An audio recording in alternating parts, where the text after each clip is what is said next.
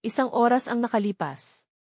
Ang langit ay may kulay ng dapit hapon o bukang liwayway, ang mga huling sinag ng araw o ang mga unang liwanag ng umaga ay sumasalamin sa malabong highway.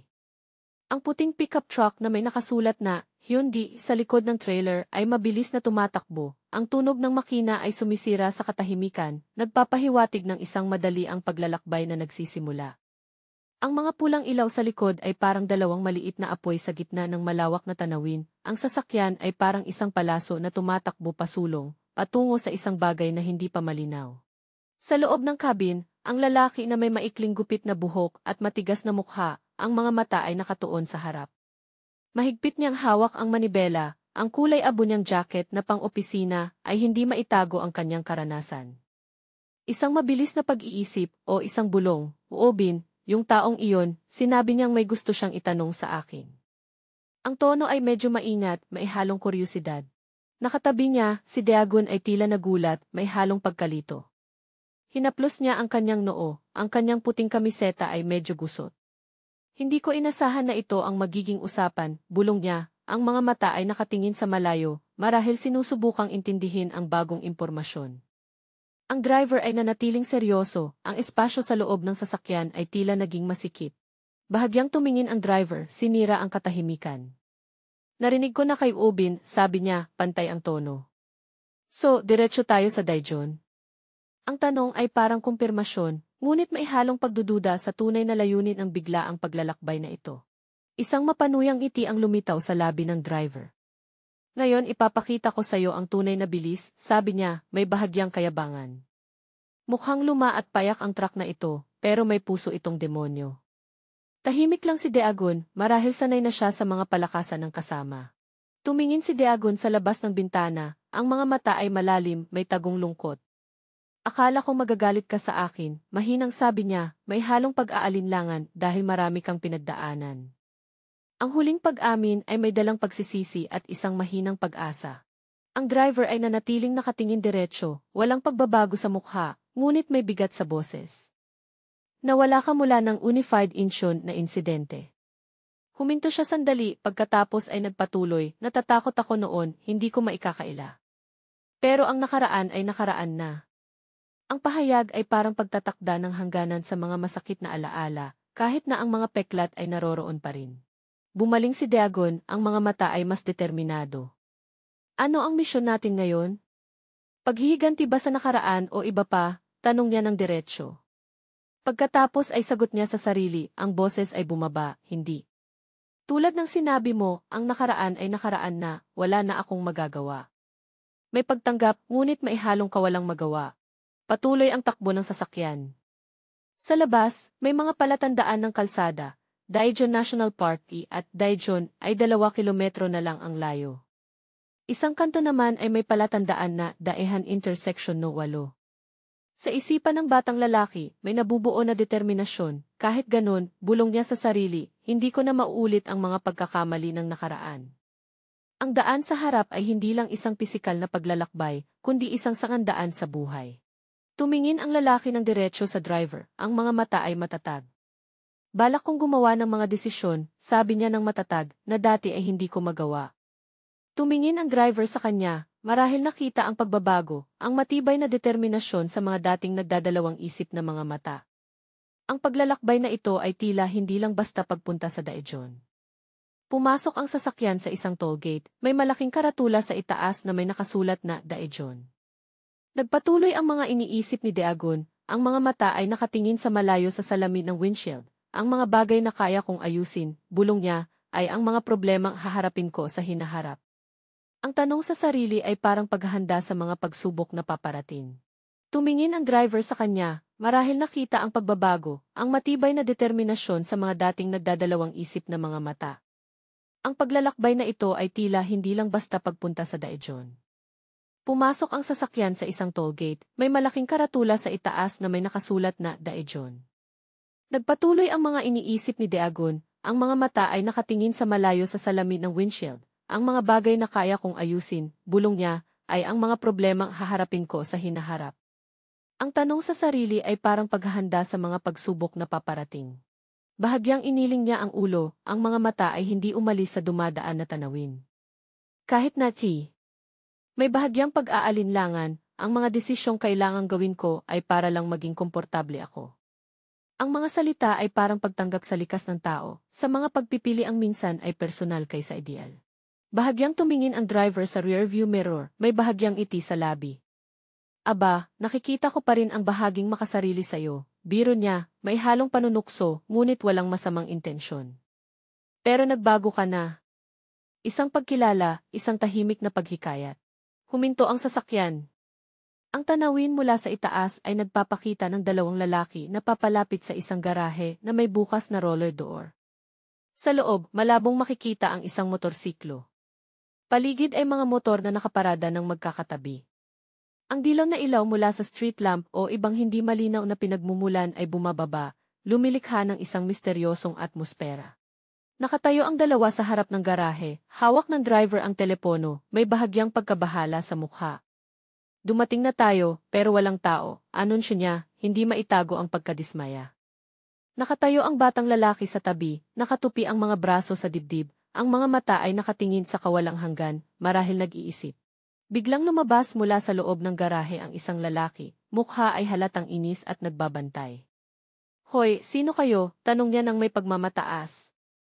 Hindi ito ang friendly supermarket ninyo. Anong ginagawa ninyo dito? Ang biglaang paglabas ay nagdulot ng tensyon. Ang driver, matapos ang sandaling pagkagulat, ay mabilis na nakabawi. Ang mukha niya ay naging seryoso. Kailangan namin ng e-safe device, diretsong sabi niya, matatag ang boses.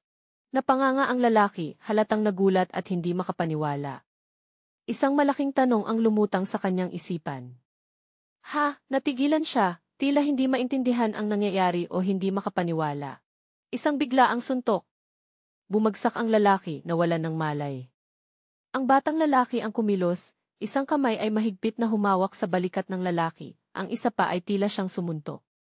Nakaupo ang driver sa upuan ng trooper, may bahagyang pagkagulat pero mabilis na naging kalmado, parang hindi na ito nakakagulat sa kanya. Ang lalaki ay nakaupo na sa likod, nakatungo ang ulo, tila hindi pa ganap nagising. Ang mukha niya ay puno ng takot at sakit. Kumaliwa sa loob ng 300 metro.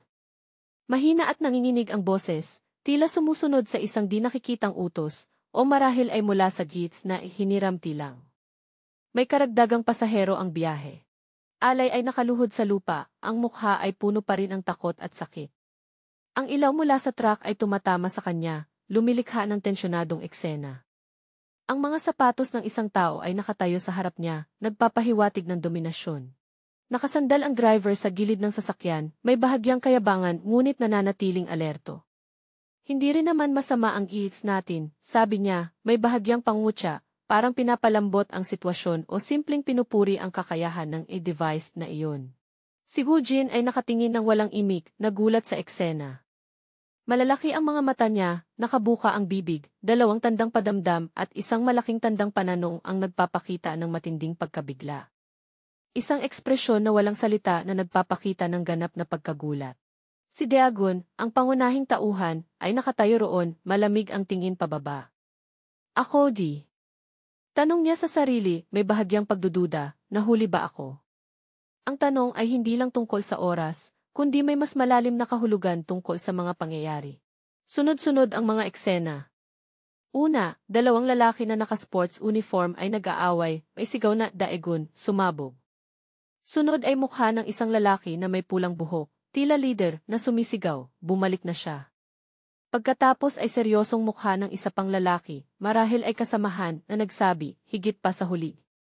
Panghuli ay malapitan ang mukha ng isang mabagsik na tao, puno ng galit ang mga mata. Ang eksena ay magulo at puno ng panganib. Si Gong Ji ay nakakunot ang noo, nakatingin sa isang direksyon. Iyon ay di. Bulong niya, halatang nagulat at may hindi matukoy na damdamin sa mukha. Si Daegun, si Kwon Daegun, ay ngayon ay nakatayo sa gitna ng kaguluhan. Kwon Daegun, siya ay nagpakilala o may tumawag sa kanya. Ano ang ingay na ito? Tanong niya, ang tinig ay kalmado na parang hindi siya naaapektuhan ng mga nangyayari. Ang binatang may blonde na buhok kanina, ngayon ay namumula ang mukha, may mga luha sa mga mata at nakasimangot. Ang binatang may blonde na buhok ay tumakbo papunta, mga kamay ay nakabuka, ang mukha ay nagniningning sa gitna ng mga luha. Daegun, sigaw niya, puno ng kagalakan at pananabik. Matagal na kitang gustong makita. Isang hindi inaasahang muling pagkikita na puno ng emosyon. Medyo nagulat si Kwon Daegun sa mainit na pagtanggap na ito. Naku boss ko, ang sabi niya, isang kamay ay itinaas na parang gustong pigilan. Sandali lang ni. Isang sandaling pagkalito. Sa likuran, ang lalaking may pulang buhok at ang lalaking may seryosong mukha ay nanonood sa eksena na may hindi maipaliwanag na ekspresyon. Ang binatang may blonde na buhok ay patuloy na tumatakbo, ang bibig ay patuloy na sumisigaw, mula Incheon hanggang Daejeon. Ang pagkikita na ito ay tila may dalang maraming lihim at komplikadong relasyon mula sa nakaraan. Nabuhok na papalapit. Sumigaw si Gujin ng TAC na may sakit, marahil maihalong pagkabigla, kahit saan paman, boss ay. Hindi natapos ang salita, siya ay nabigla dahil sa suntok.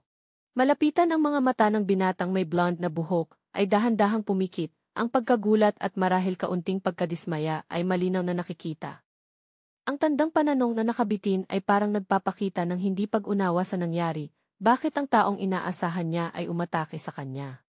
Kalmado si Kwon Daegun habang binubuhat ang binatang may blonde na buhok na walang malay sa balikat. Ang init na nagmumula sa katawan ng binata ay marahil dahil sa pagkasabik o sa matinding banggaan. Ang mukha ni Daegun ay nananatiling malamig, walang anumang ekspresyon. Bumaling si Kwon Daegun, ang mukha ay nananatiling kalmado na nakakabahala. Pasensya na, sabi niya, ang tinig ay pantay at walang emosyon, medyo sobra ang bata.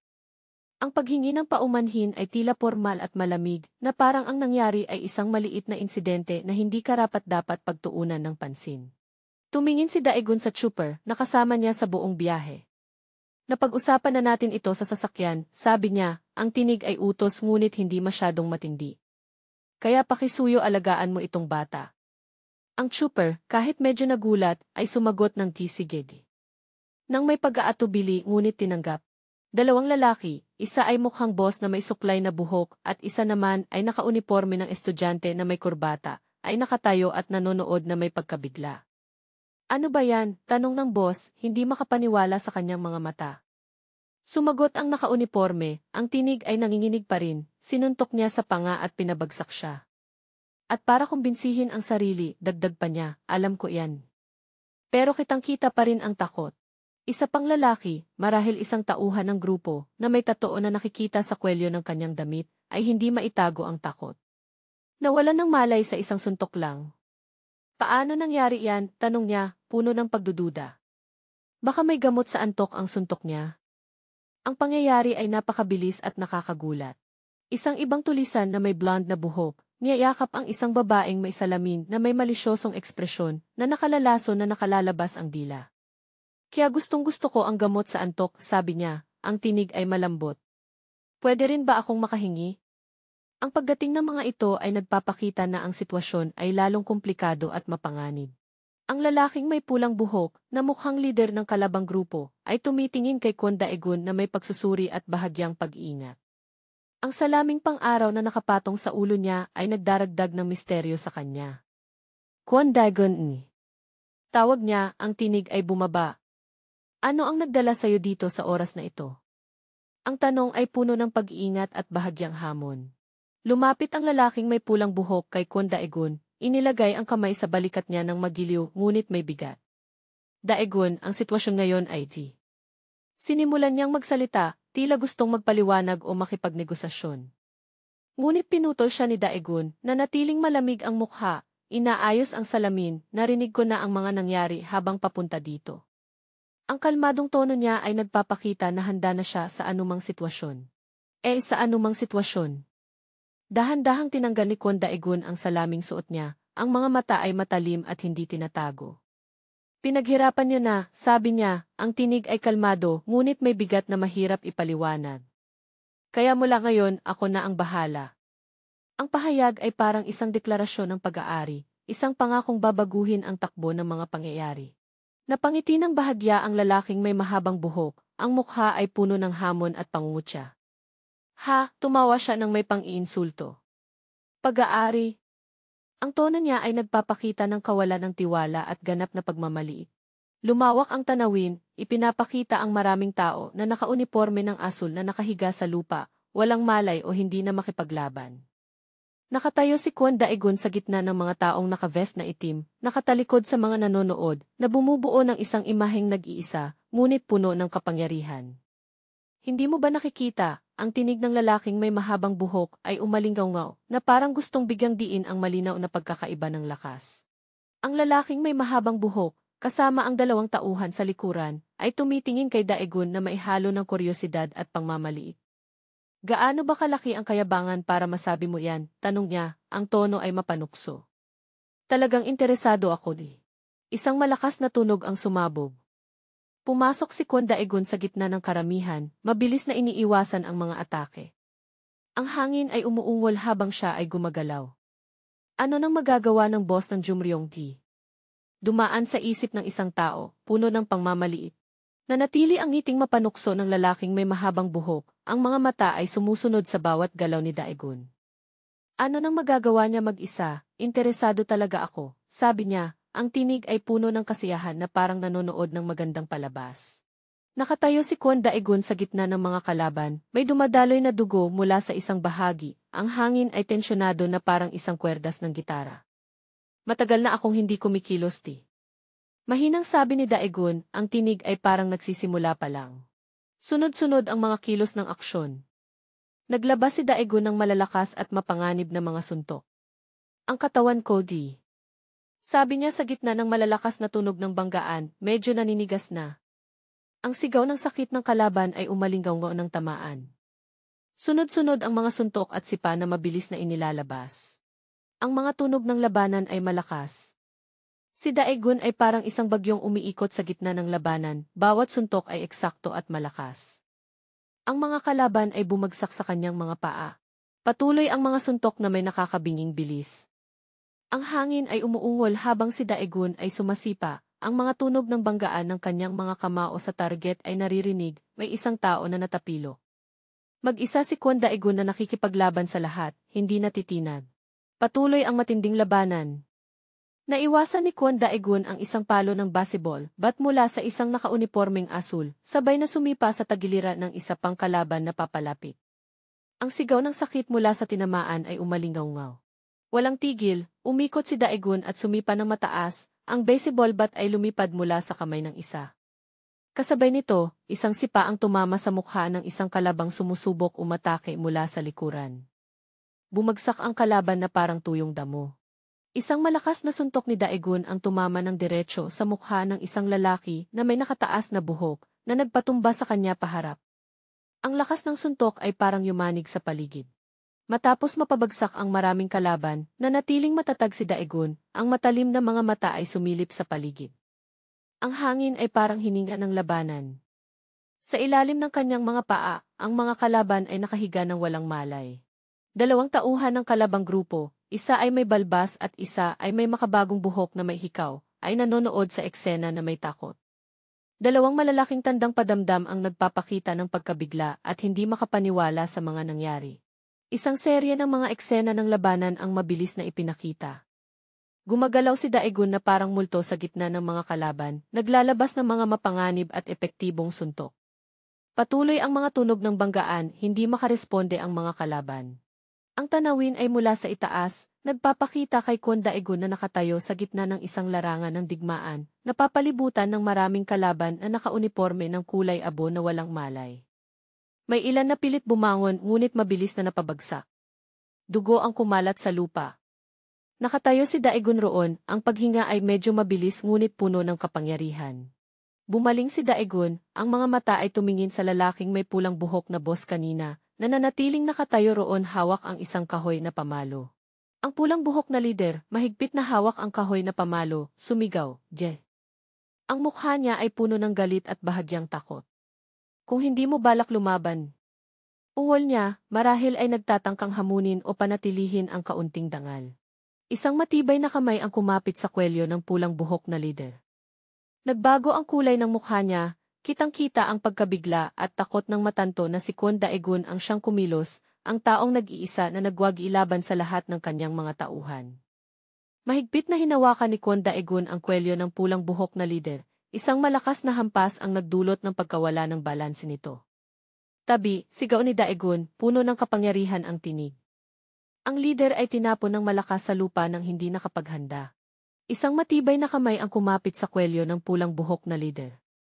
Nagbago ang kulay ng mukha niya, kitang-kita ang pagkabigla at takot ng matanto na si Kwon Daegun ang siyang kumilos, ang taong nag-iisa na nagwagi ilaban sa lahat ng kanyang mga tauhan.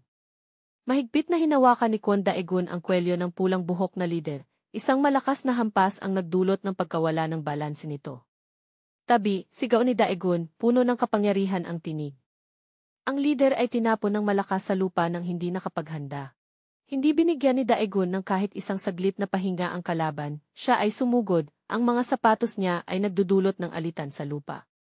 Napakabilis ng kanyang bilis, parang isang palaso. Sinubukan ng mga natitirang tauhan ng kalabang grupo na hadlangan siya, ngunit madali niyang nalampasan sila. Mga sigaw na ASE at tunog ng banggaan ang narinig habang pinabagsak niya pa ang ilan.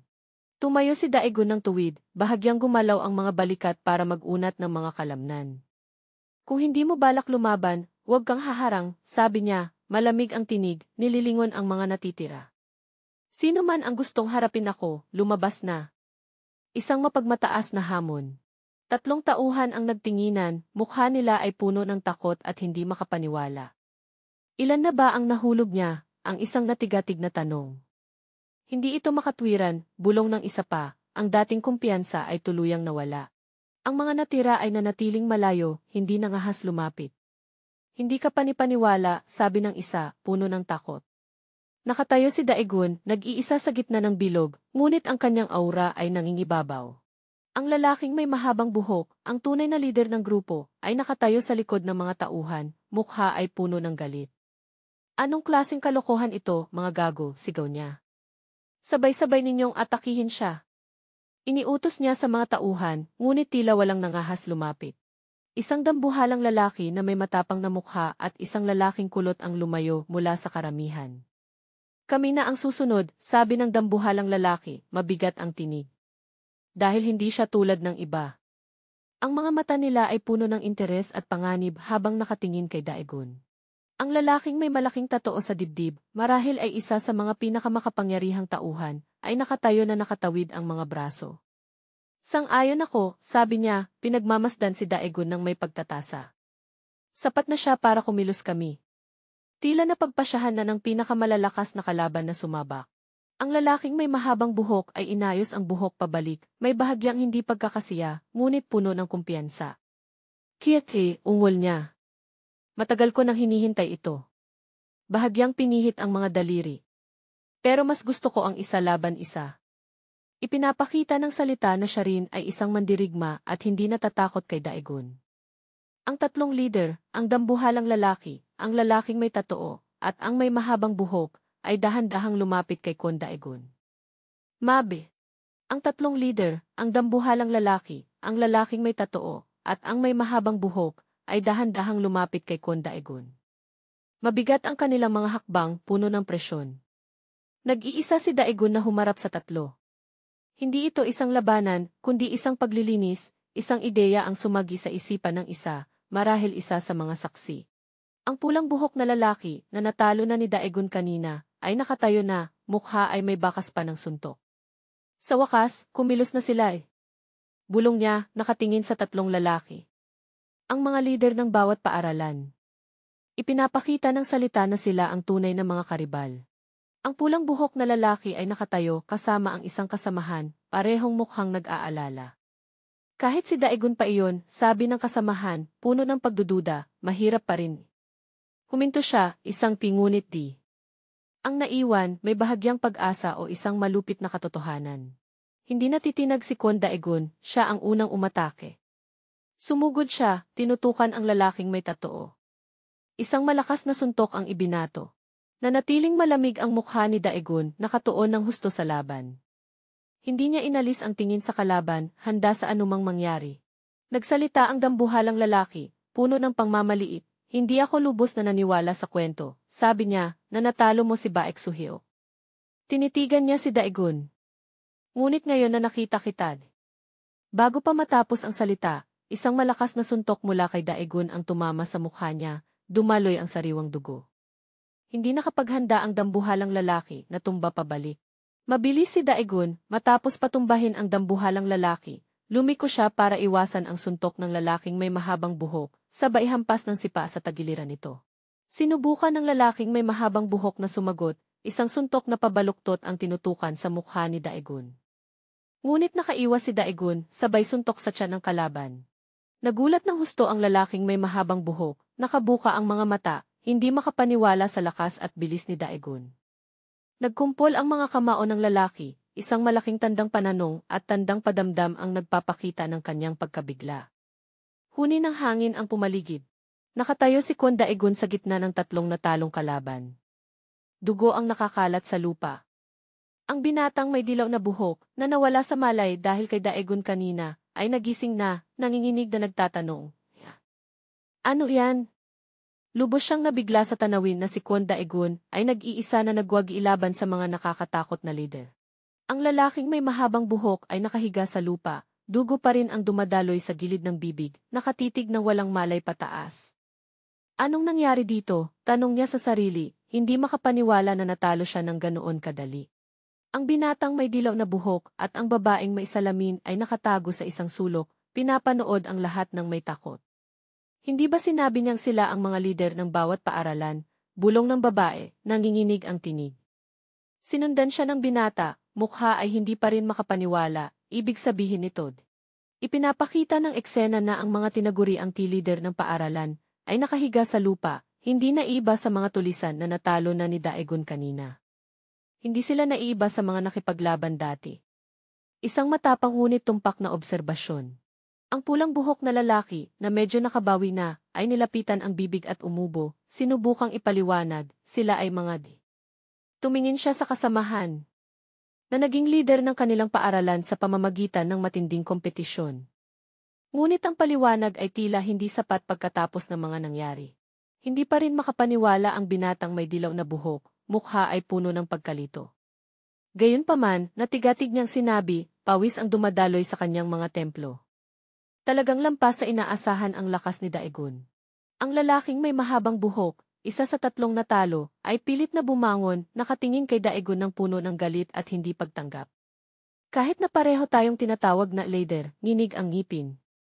Naputol ang salita sa lalamunan, kitang-kita ang kawalan ng magawa. Nakatayo si Kwon Daegun, tahimik na tinitingnan ang mga natalo. Malamig ang kanyang mga mata, walang kahit anong emosyon. Sino man, isang tinig ang umalingaw-ngaw, marahil ay ng tagapagsalaysay o isang tagamasid, sa harap ni Kwon Daegun. Lumiko si Daegun at umalis, iniwan ang isang labanan na may mga kalabang nakahandusay. Ay hindi naiba sa isang taong nagdaraan lang. Ang huling pahayag ay parang isang tuldok sa pagtatapos ng labanan, kasabay ng pagpupuri sa ganap na lakas ni Kwon Daegun. Ang ilaw ng poste ay mahina ang liwanag na sumasalamin sa dalawang batang mag-aaral na magkasabay na naglalakad sa bangketa. Ang batang lalaki na may dalang bag sa likod ay nag-aatubiling magsalita, "Hoy." Sa ibaba, ang mga salitang ipagkatapos nating lumakid ay tila nagpapahiwatig ng isang pangakong hindi pa natatapos. Ang mahiyain at dalisay na hangin ng kabataan ay kumakalat sa buong eksena.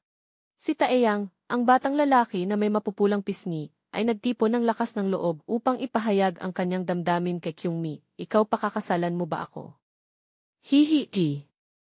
Si Kyungmi, ang batang babae na may salamin at matalinong anyo, ay tahimik na tumitingin kay Taeyang, hindi malinaw kung ano ang iniisip niya. Ang inosenteng pag-amin ng isang 11 taong gulang ay parang isang malinaw na nota sa gitna ng isang kantang pag-ibig ng kabataan. Isang madilim na eksena na may mga patayong guhit na nagbibigay ng tensyon at kaba. Lumilitaw ang isang speech bubble na malinaw na nagsasabing, "Hoy, hindi mo ba nakalimutan?" Isang misteryosong paalala na parang nagbubukas ng isang lihim o isang pangakong nagdaan. Ang panahon ay mabilis na lumipas, si Taeyang na dati ay isang batang lalaki ay ngayon ay isang 19 anyos na binata na may gintong buhok, medyo magaspang ang mukha at may kumpiyansang ngiti. Kasama pa rin niya si Kyungmi na ngayon ay mukhang isang dalaga, suot pa rin ang kanyang salamin at may kalmadong ekspresyon. Tinitingnan ni Taeyang si Kyungmi at sinabi, "Ang matamis kong alok." Parang muling binubuhay ang pangakong iyon noon. Si Taeyang, na may kumpiyansang mukha at bahagyang pilyong ngiti, ay nagpatuloy sa kanyang alok. Kung gusto mo, maaari tayong magsimulang mag-date na mailayuning magpakasal. Hindi ako nagmamadali, gusto ko lang maging mas malapit sa iyo, Kekedi. Ang kanyang mga mata ay puno ng kahulugan habang hinihintay ang tugon ni Kyungmi. Lumapit si Taeyang kay Kyungmi na may mapang-akit na tinig. Kung kasama mo ang isang malakas na lalaki tulad ko magiging masaya ka rin. Ngunit agad na isang malakas na suntok ang bumagsak kay Taeyang na nagdulot ng dugo sa gilid ng kanyang bibig. Nanatiling malamig ang mukha ni Kyungmi, walang anumang ekspresyon. Isang lalaking may itim na buhok at malamig na mukha ang lumitaw, hinawakan ang buhok ni Taeyang na nakahiga sa lupa. Ang mga salitang ay nagpapakita ng matinding pagkabigla ni Taeyang sa hindi inaasahang pangyayari. Si Taeyang, na nalilito pa dahil sa biglaang suntok, ay tumingin pataas na may mukha ng pagkalito. Ano to? Ano ang nangyari? Hindi niya maintindihan ang nangyayari. Ang lalaking may itim na buhok ay patuloy na sumusuntok, malalakas na suntok ang bumabagsak kay Taeyang. Nakapagsabi lang si Taeyang, ang lalaking ito talaga. Bago pa siya muling tamaan ng mga malalakas na suntok. Ang tunog ng mga buto na nagbanggaan ay nagpapataas ng tensyon sa laban. Sa gitna ng sakit at kawalan ng pag-asa, napagtanto ni Taeyang ang malaking agwat sa lakas, sobrang lakas. Hindi ko siya matatalo, isang mapait na pag-amin na nagpapakita ng panganib na kanyang kinaharap. Sa gitna ng kaguluhan, nakatayo si Kyungmi, tinatakpan ang kanyang bibig gamit ang dalawang kamay, ang mga mata ay puno ng pagkabigla at pag-aalala habang pinapanood si Taeyang na tinatalo. Parang hindi siya makapaniwala sa nangyayari. Sa gitna ng kaguluhan, nakatayo si Kyungmi, tinatakpan ang kanyang bibig gamit ang dalawang kamay, ang mga mata ay puno ng pagkabigla at pag-aalala habang pinapanood si Taeyang na tinatalo. Parang hindi siya makapaniwala sa nangyayari sa kanyang harapan. Si Kyungmi, na may nakabigong mukha, ay nakatitig kay Taeyang na tila nadudurog. Ang mga salita mula sa kanyang puso ay lumalabas, hindi. Huwag mo akong tingnan sa ganitong kahinaan. Ayaw niyang makita siya ng taong kanyang iniibig na mahina siya. Patuloy ang lalaking may itim na buhok sa walang habas na pag-atake. Sumigaw si Taeyang sa kawalan ng pag-asa, putang ina. Ito na ba ang katapusan? Ayaw niyang makita ni Kyungmi ang kanyang kahinaan, ngunit tila nakatakda na ang kapalaran. Lumiko si Kyungmi at tumakbo, ang mga hakbang ay mabilis at puno ng desperasyon. Ang mga iniisip ay lumitaw, sa huli, ako ba ay isang labis lang ba?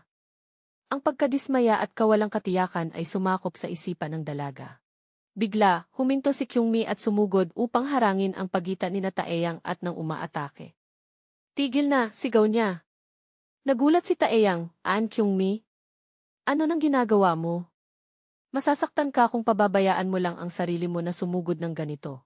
Hinarap ni Kyungmi ang lalaking may itim na buhok na may matatag na tinig, napatumba mo na siya. Umalis na kami kaya tigilan mo na. Ang kanyang mga mata ay nagliliwanag ng tapang, kahit na may bahagyang pangamba.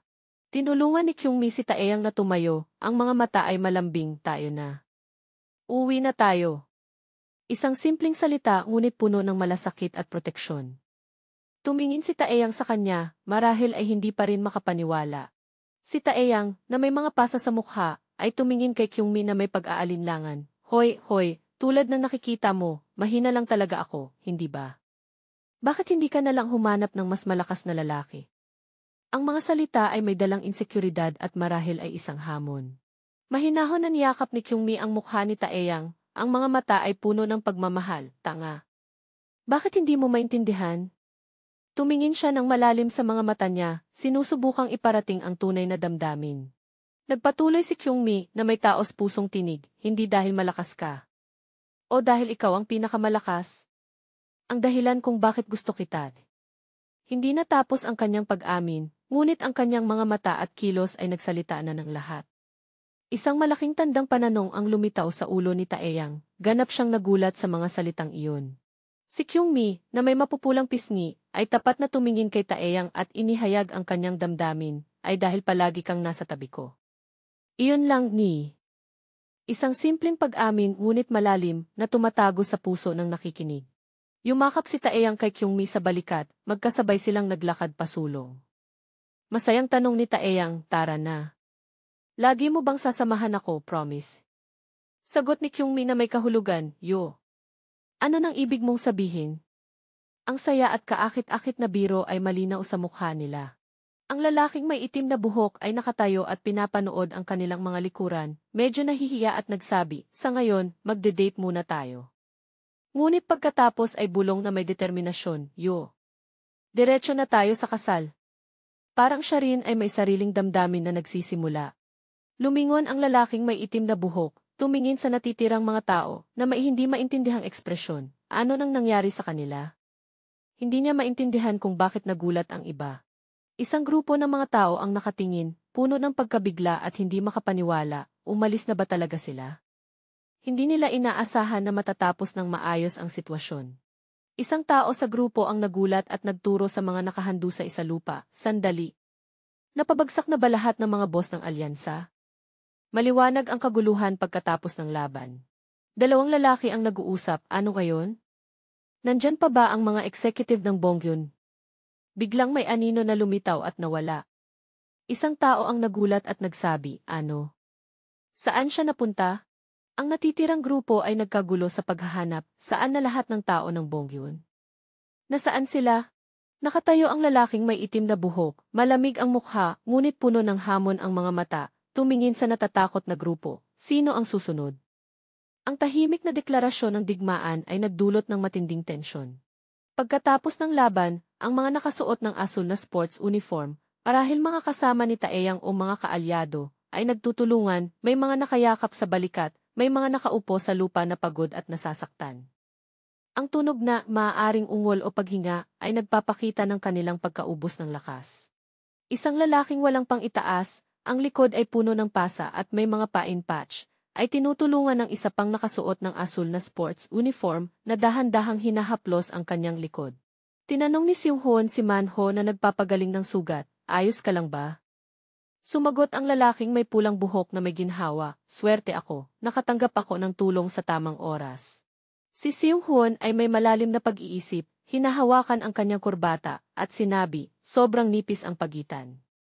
Hindi ko inasahan na mahuhuli tayo sa bitag ng Bongyun. Sa likod, ang dalawang nakasuot ng asul ay patuloy na nagtutulungan, nagpapakita ng bakas ng laban. Tiningnan ni Man-ho si Seung-hoon na may pasasalamat, sa kabila ng lahat, dahil kay Daegun, naging maayos ang lahat. Nanatiling kalmado si Daegun, medyo malayo ang tingin. Isang lalaking may maikling gintong buhok at seryosong mukha ang tumingin kay Daegun na nakayuko, at sinabi, isipin mo kung nandyan ka noon. Paano kung ganito ang nangyari?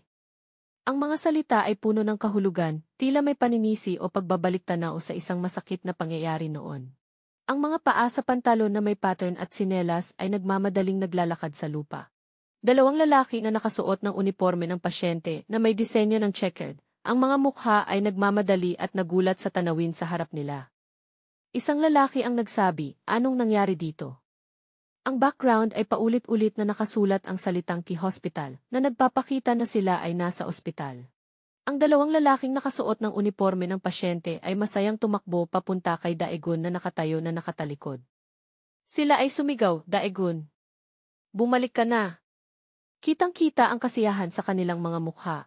Ang dalawang lalaking nakasuot ng uniforme ng pasyente ay nakatayo sa harap ni Daegun. Ang lalaking may pulang buhok ay nagtanong, saan ka na ba? Sagot ni Daegun ay isang kiay. Ang lalaking may dilaw na buhok ay nagpatuloy na maihalong pagka-awkward, nag-alala kami ng husto. Si Daegun, na may malamig na mukha, ay tumingin pababa sa tatlong lalaking nakasuot ng uniforme ng pasyente na humahawak sa kanya at nagtanong ng diretsyo, totoo ba na naibenta ka sa sentro ng pananaliksik ng superhuman? Isang lalaki ang nautal, hindi naman. Nagpatuloy si Daegun, may mga chismis na dinukot ka ni Baek Suhyokti. Narinig ang tunog na, malakas na tunog ng banggaan, na tila ginamit ni Daegun ang kanyang lakas. Ang lalaking may pulang buhok, na nakasuot pa rin ang uniforme ng pasyente, ngunit nakatayo na ng tuwid, ay tumingin kay Daegun ng may ginhawa at taos-pusong sinabi, Daegun, masaya akong makita kang muli. Naligtas at walang kapinsalaan. Sumagot si Daegun na may bahagyang ngiti, na bihira niyang ipakita, salamat sa paghihintay. Sa loob ng isang sasakyan, isang mas matandang lalaki ang sumusuporta sa isang batang lalaki na may dilaw na buhok, nakasuot ng purple na baseball jacket, na tila nawalan ng malay o natutulog ng mahimbing. Sa malayo, si Daegun at ang kanyang grupo ay nakatayo at nag-uusap. Ang mas matandang lalaki sa sasakyan ay tumingin kay Daegun at sa kanyang grupo, at bulong na maihalong pagkabigla at bahagyang pang-iinsulto. So sila pala yon, ha? Yung lalaking yon marunong din palang ngumiti. Nakatayo si Daegun sa gitna ng tatlong kaibigang nakasuot ng uniforme ng pasyente. Lahat ay nakatingin sa kanya ng may paghihintay. Ang hangin ay medyo tensyonado, tila may mahalagang anunsyo na malapit ng ibigay. Ang lalaking may pulang buhok ay nagsabi kay Daegun at sa isa pang lalaki na nakasuot ng uniforme ng estudyante, kailangan nating ipagpaliban muna ang masayang pagkikita. Mukhang aktibo rin ang grupo ng Bonggun sa ibang lugar. Isang lalaking may salamin, seryosong mukha, ang nagulat sa isang lalaking mukhang mabagsik, na wala ang komunikasyon kina Baiyul at An Hagon. Ganoon din ang Buddhist. Lalong lumalala ang sitwasyon. Ang lalaking may dilaw na buhok na nakasuot ng uniforme ng pasyente, na may takot sa mukha, ay sumigaw, at hindi iba kundi ang mga halimaw na yon. Hoy, sabihin mo sa akin na nagbibiro ka lang. Napuno siya ng takot. Ang lalaking nakasuot ng uniforme ng estudyante, na marahil ay lider o may mahalagang papel, ay inayos ang kanyang kurbata at nagsalita ng kalmado, ngunit matatag. Susubukan kong suriin ang sitwasyon ng mabilis hanggat maaari. Pero ang magandang balita, bumagsak na ang alyansa at tanging mga tao mula sa Bonggun na lang ang natira. Ang lalaking nakasuot ng uniforme ng estudyante, hawak ang kanyang salamin at lalagyan, ay nagpatuloy ng may kumpiyansa, dagdag pa, ngayon ay may bago tayong trump card. Isang trump card na maaaring agad na magbago ng takbo ng laban. Tumingin siya kay Daegun, na nakatayo na nakatawid ang mga braso at may malamig na ekspresyon, at tiniyak, isang napakalakas na trump card. Ngayon ay panahon na natin. Ang mga mata ng lalaking nakasuot ng uniforme ng estudyante ay nagningning ng determinasyon habang tinitingnan ang panulat sa kanyang kamay. Bongjin Technical High School. Ang madilim na kalangitan ay nagpapahiwatig ng isang hindi magandang pangyayari na malapit ng mangyari. Sa loob ng isang silid na tila bodega, ang lalaking may pulang buhok ay galit na sinipa ang isang tambak ng mga karton. Sumigaw siya, anong klaseng gulo to? Sa likod, isang babae na may mahabang buhok ang nakatayo at nakatingin. Ang lalaking may pulang buhok at si Goong Ji noong bata pa, o isang ibang karakter, ay tinutulungan ang isang batang lalaki na may dilaw na buhok na nawalan ng malay. Nagtanong ang lalaking may pulang buhok, sino ba iyang batang dilaw ang buhok? At saan nanggaling si Kwon Daegun? Ang lalaking may pulang buhok, na maihalatang desperado ang mukha, ay nagsabi kay Goong Ji, wala na ang alyansa. Ngayon ay nag-iisa na lang tayo. Ano ang gagawin natin? May plano ka ba? Si Goong Jai, na nakatalikod at nakasandal sa mesa, ay sumagot ng misteryoso, isang pagpipilian na lang ang natitira. Tinanong ng lalaking may pulang buhok, ano iyon, at nagdagdag, depende ito kung paano natin gagamitin. Bumaling si Goong Jai, may malamig na mukha, ngunit may bahagyang pag-asa sa mga mata, marahil maaaring maging mas maganda ito. Ang lalaking may pulang buhok, na may salaming pang-araw sa ulo, ay tumingin kay Goong Ji nang may pagdududa, mas maganda? Ano nang ibig mong sabihin? Kung magpapanggap kang may pag-asa sa gitna ng krisis, tigilan mo na. Si Goong Jai, na may matatag na mukha, ay ipinaliwanag ang kanyang plano. Kahit mapabagsak natin si Jumryong nang wala si Kwon Daegun, magdududa pa rin ang lahat sa kakayahan natin. Gamitin natin ang pagkakataong ito para ayusin ang lahat ng malinaw sa pamamagitan ng isang malaking laro. Ang lalaking may pulang buhok ay nanatiling nag-aalinlangan, kalokohan. Hindi mo ba nakita si Daegun kanina? Ang lalaking may pulang buhok, na patuloy na nagdududa, ay naglakad sa madilim na pasilyo at bulong. Sino sa Bonggun ang kayang talunin siya? Ang mga yapak ay umalingaw-ngaw, nagpapakita ng kawalang magawa at pagkabahala. Isang anino ang lumitaw sa dulo ng pasilyo, na may ilaw mula sa nakabukas na pinto sa likuran. Si Goong Ji ay nagsabi ng kalmado, sakto lang. Bumaling ang lalaking may pulang buhok kay Goong Jai, na may pang-iinsultong tono, ang malaking laro na sinasabi mo, plano mo na bang talikuran yan? Hinaplos ni Goong Ji ang kanyang buhok, sumagot ng may kumpiyansa at may bahagyang pilosopikal, nakasalalay ang resulta sa kung paano mo laruin, hindi sa manlalaro. Inilagay ni Goong Ji ang kamay sa balikat ng isang batang lalaki na mukhang intelektwal, at sinabi ng mahinahon, ngunit mailalim, matagal ka nang naghihintay, Ingong. Sigurado akong nahirapan ka nitong mga nakaraang panahon. Dahil maaari kang umakyat ng mas mataas pa. Ang mga mata niya ay malamig, tumingin siya ng diretsyo kay Ingong, nangakong, tutulungan kita na maging hari ng Daejeon. Si Ingong, na may benda sa pisngi at matatag na tingin, ay ipinakilala bilang i-Just Ingong, pinakamataas sa Bonghyun High School. Isang bagong alyansa ang tila malapit ng mabuo. Lumipat ang eksena sa isang madilim na eskinita, may puting sports car na nakaparada doon. Isang tinig ang umalingaw-ngaw kaya. Nakatayo si Heejun at nagsasalita. Sinabi niya, Shin Ho-bin at Yoko, pareho silang. Kahit nasarado na ang kaso, nag-leave pa para habulin sina Kwon Daegun at Baek Soo-hyo. Kitang-kita ang galit sa mukha ni Heejun, niloloko mo ba ako? Bakit hindi mo sila pinigilan? Ang isa pa, marahil ay isang subordinate, ay nagulat at sumagot, putang ina. Pakinggan mo muna ako, boss. Hindi talaga sila sumusunod sa akin. Ang lalaking may pulang buhok, marahil ay subordinate, ay nagpatuloy sa ulat ng seryoso. Narinig ko na umalis na sila sa Daejeon. At sa totoo lang, siguro hinahabol nila si Kwon Daegun, hindi si Baek Soo-hyo.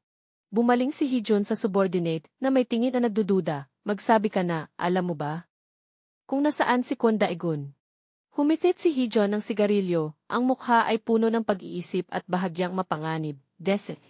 Walang pakialam na sagot ni Heejun, habang nakatingin sa mga litrato sa mesa, kabilang ang isang portrait ng kanyang sarili na may mayabang na ngiti, sino ba ang nakakaalam? Kung alam ko, ako na mismo ang haharap sa kanya. Tumayo si Heejun, hawak pa rin ang sigarilyo, at sinabi sa subordinate, umalis na ako. Sabihin mo kung may nangyaring interesante. Tumingin ang subordinate at bulong na may pagkaunawa, ang paraan ng pag-alis mo, sinabi mo na ang lahat. Binuksan ni Heejun ang isang pinto na may makapangyarihan at bahagyang nakakatakot na tinig. Saan mo tinago ang kaibigan mo? Ang subordinate na may mukha ng nagbibilang ng plano ay nag-isip, dahan-dahan lang. Mas mabuting hayaan ang iba ang gumawa kaysa ako mismo. Tila may sarili siyang mga plano. Isang batang babae na may dilaw na buhok, nakaistilong damit, at nakasuot ng baseball cap, ay nakasandal sa puting sports car at tinanong ang isang malakas na lalaki, nakipag-usap ka na ba sa kanya? Ano na ngayon? Hawak ni Heejun ang sigarilyo, tumingin sa babae at nagtanong, pipigilan ba natin sila? Sumagot ang babae ng tila walang pakialam at may bahagyang misteryo, magtuon tayo sa mga magagandang bagay.